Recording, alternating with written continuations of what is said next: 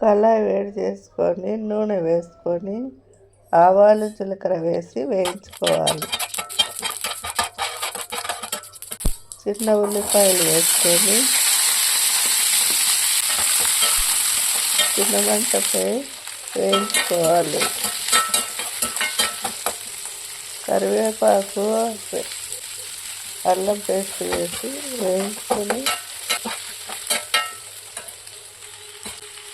ధనియాల పొడి కారం పొడి వేసి పసుపు మెంతి పొడి వేసుకొని ఉప్పు బెల్లము వేసి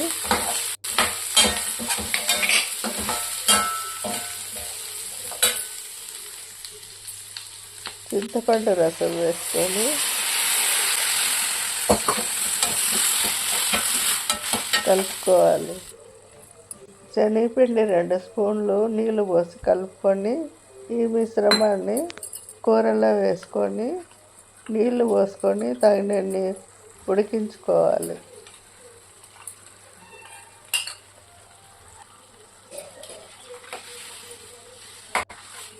చిన్న మంటపై 15 నిమిషాలు ఉడికించుకోవాలి.